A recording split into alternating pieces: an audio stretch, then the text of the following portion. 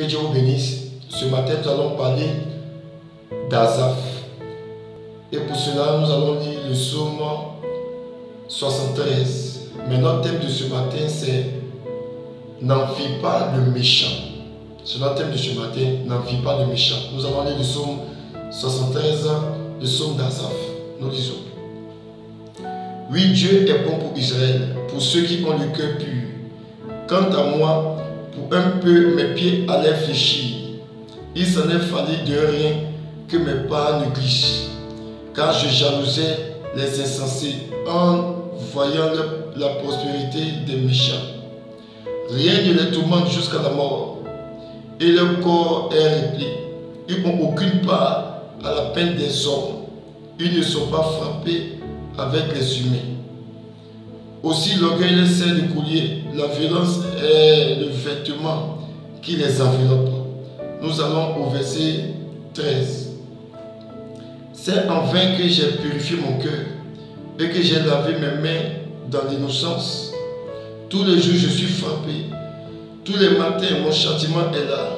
Je disais, je veux m'exprimer comme eux.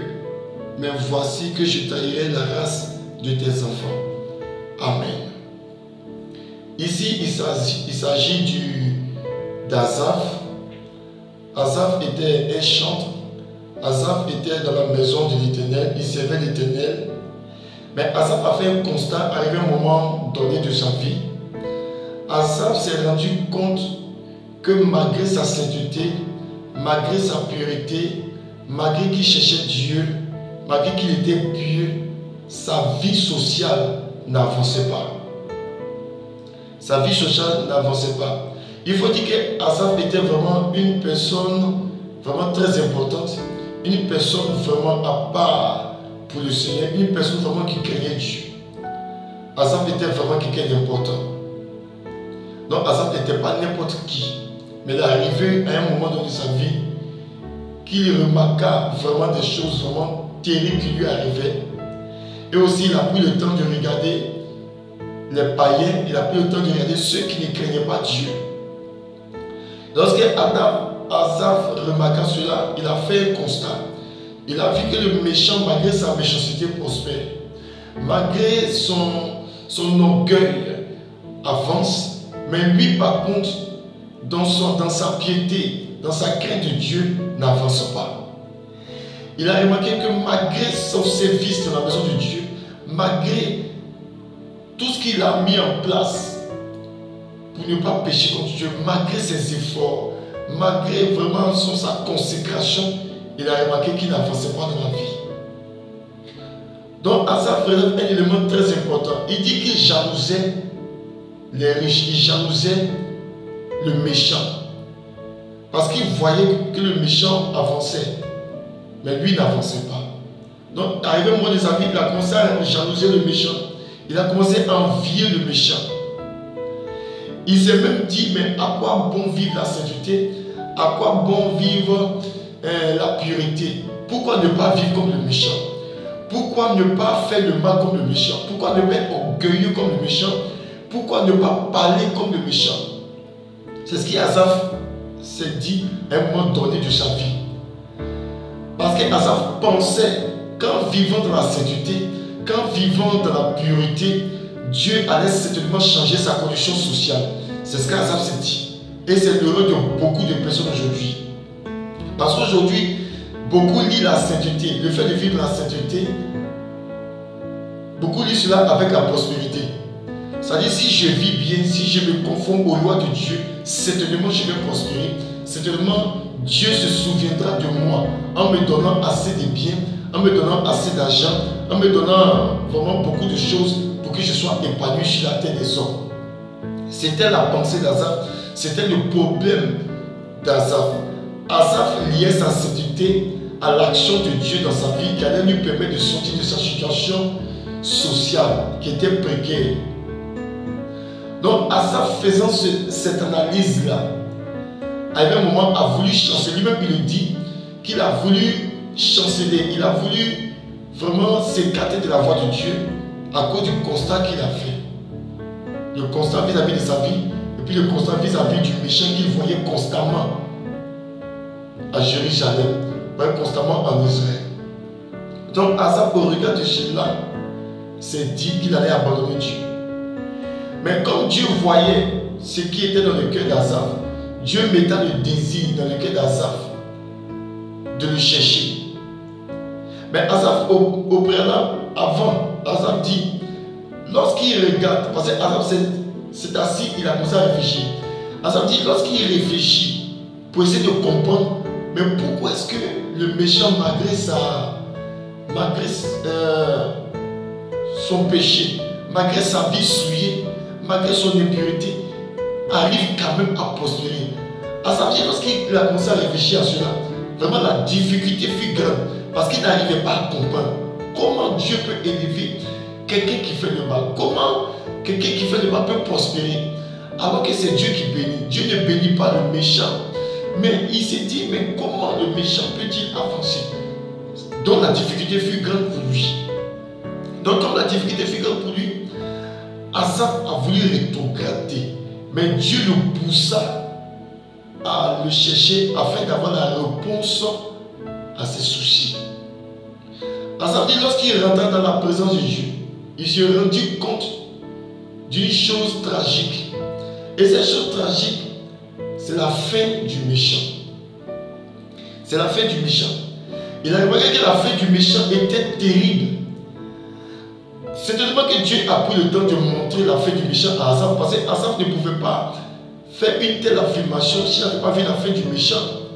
Alors que nous lisons plus loin, nous remarquons que Asaph décrit un tant soit peu la fin du méchant. Ce qui veut dire que Asaph a certainement vu l'enfer, ce qui arrivait aux méchants lorsqu'ils quittaient la terre. Asaph a dû vu cela. C'est tellement que Asaph a vu cela. Dieu fit grâce à Asaph lorsqu'il rentra dans la présence de Dieu afin de savoir pourquoi est-ce que le méchant prospérait par rapport à lui le juge. Donc Asaph eut la réponse et il vit la fin du méchant. Lorsqu'il vit la fin du méchant, Asaph dit, mais j'étais insensé de croire que le méchant était en joie. J'étais insensé de croire que le méchant avait une fin heureuse. Asaph s'est rendu compte que le méchant n'avait pas du tout une fin heureuse, mais avait une fin tragique. Parce que la finalité du méchant, c'est la souffrance dans les abîmes, c'est dans l'enfer. Asaph s'est rendu compte que la fin du méchant était tragique. Donc face à ce nouveau constat, parce qu'Asaph n'avait pas les lunettes de Dieu, lorsqu'Asaph regardait avec ses yeux, il voyait le méchant être heureux. Mais lorsque Dieu lui donna ses lunettes, Asaph s'est rendu compte que le regard que Dieu a vis-à-vis du méchant, et puis le regard que lui avait vis-à-vis du méchant, vraiment n'était pas pareil. Il s'est rendu compte que le regard de Dieu était carrément différent, que la fin du méchant était tragique. La fin du méchant était pénible. Donc Asaph, tout de suite s'est rétracté, il s'est dit, ah, je me rends compte que j'étais insensé de croire que le méchant, que la finalité du méchant était une finalité heureuse. Mais au fait, la finalité du méchant est terrible, est catastrophique. Donc Asaph s'est dit, je préfère vivre la sainteté, même si je souffre, je préfère ne pas trahir la race des élus. Je préfère être accroché à Dieu. Au moins j'ai Dieu avec moi, j'aurai une finalité heureuse. Malgré la souffrance présente, j'aurai une finalité heureuse. Parce que Dieu n'oublie pas ceux qui se confient en lui. Dieu n'oublie pas ceux qui souffrent pour lui. Parce que la Bible le dit, celui qui voudra vivre la piété souffrira. Tous ceux qui voudront vivre la piété, tous ceux qui voudront plaire à Dieu souffriront. C'est ce qui même la Bible nous dit. Donc le fait de vivre la vie de sainteté, la vie de piété, n'exclut pas, ne nous garantit pas une vie rose. C'est une erreur. Quoique lorsqu'on vivra la sainteté, Dieu nous donnera forcément ce que nous demandons. C'est une erreur. La sainteté n'est pas un gage pour avoir les biens terrestres. Mais c'est sûr que la sainteté nous accorde une joie éternelle. Ça, c'est sûr de cela. La sainteté, la pureté, l'accrochement au Seigneur nous garantit une éternité heureuse dans le royaume des cieux. Dans le royaume des cieux. C'est vrai que nous aurions voulu vivre une vie vraiment très épanouie, une vie garnie sur la terre. Mais souvent, ce n'est pas le cas. Souvent, lorsque nous regardons le méchant, nous regardons ceux qui ne connaissent pas Dieu, nous voyons qu'ils prospèrent. Lorsque deux enfants, deux personnes plutôt, vont déposer un dossier, par exemple, dans une entreprise, malgré que les deux sont qualifiés, l'autre est chrétien, l'autre n'est pas chrétien. Malgré que le chrétien est qualifié, il a même l'art de la parole, on préfère prendre celui qui ne connaît pas Dieu au détriment de celui qui connaît Dieu. Pourquoi c'est ainsi? Parce qu'il y a une bataille spirituelle. Jésus dit, lorsqu'il reviendra, est-ce qu'il trouvera la foi sur la terre? C'est une question grave que le Seigneur pose.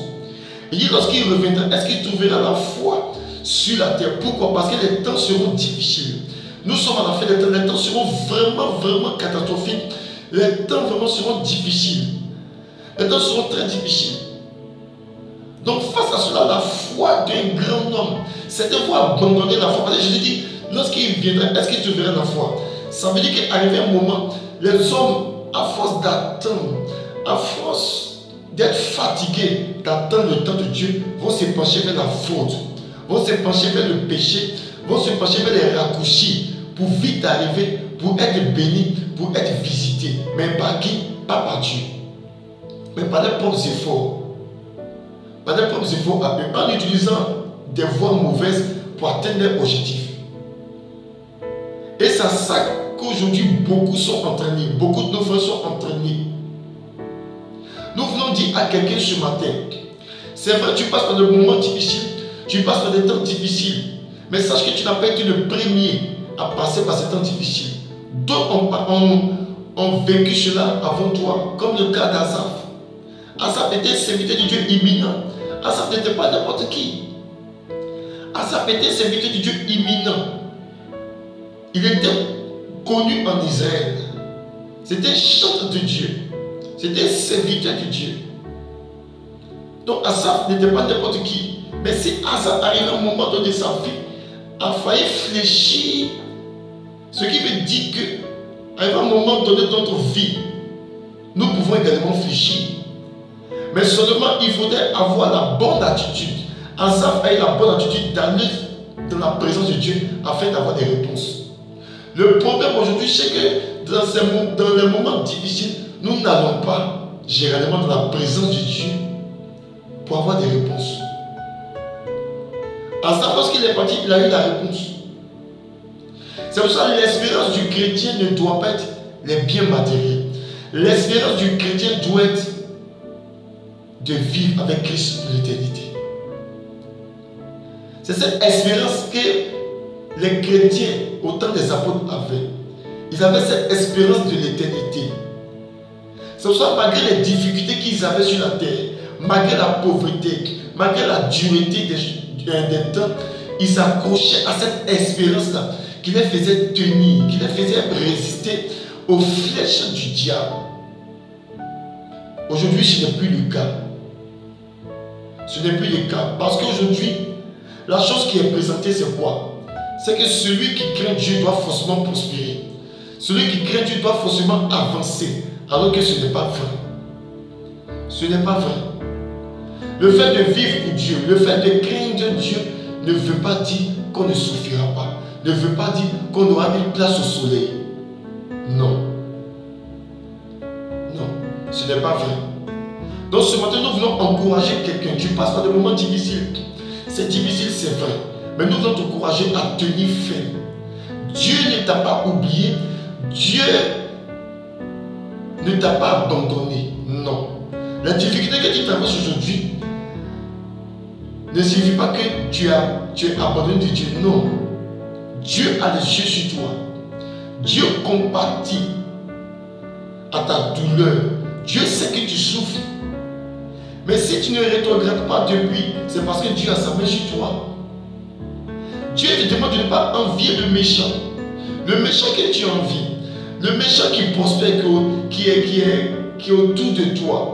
Le méchant qui prospère, qui sent être dans la joie. Mais Dieu te dit que c'est la fête du méchant. C'est terrible. Lorsque nous prenons le cas de Lazare et de l'homme riche, Lazare souffrait. Pendant que l'homme riche avait la joie. Vous imaginez un peu la réaction de Lazare. Lazare qui craignait Dieu. Mais il était mendiant. Comment quelqu'un qui craint Dieu peut être mendiant? Comment qui craint Dieu peut ne même pas avoir les moyens pour se soigner? Parce que Lazare n'avait pas les moyens pour se soigner. Vous imaginez? Non seulement il manquait de nourriture, il manquait de vêtements, il manquait même de la santé. Il manquait même d'une santé, d'une bonne santé. C'est-à-dire que Lazare manquait carrément de tout. Mais le méchant qui était là, l'homme riche qui était là, méchant, orgueilleux, avait tout dans sa vie. Il avait une bonne santé, il avait de l'argent, il avait de la nourriture, mais il manqua d'amour. Et c'est ce qui a causé sa perte. Lazare n'avait pas tout, mais il avait l'amour de Dieu en lui. Il avait Dieu avec lui.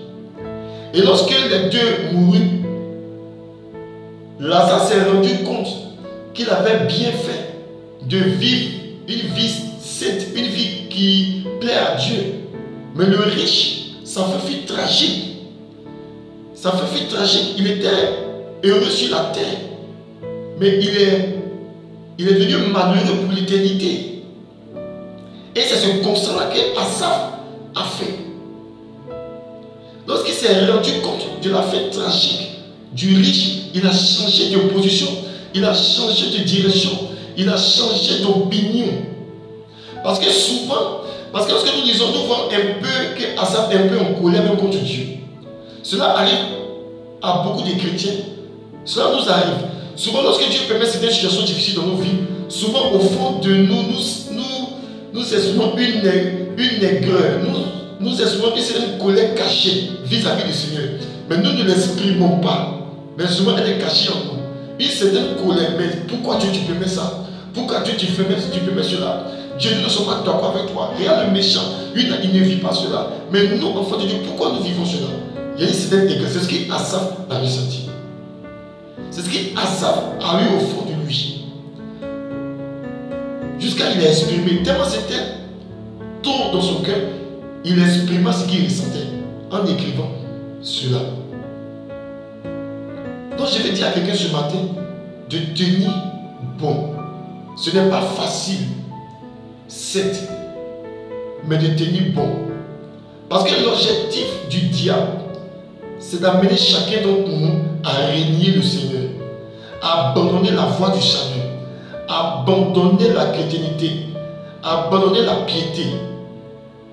Abandonner la piété. Parce que vous imaginez une femme qui est dans l'église, qui vit la chasteté pendant plus de 10 ans, 30 ans, mais aucun homme ne la regarde, aucun homme ne la visite, aucun homme même ne la salue. Imaginez-vous une telle femme. Pendant ce temps, les jeunes filles qui viennent d'arriver à l'église, qui s'habillent en sexy, qui ne craignent même pas Dieu, mais qui sont dans l'église, ces dames voient ces jeunes filles-là se marier.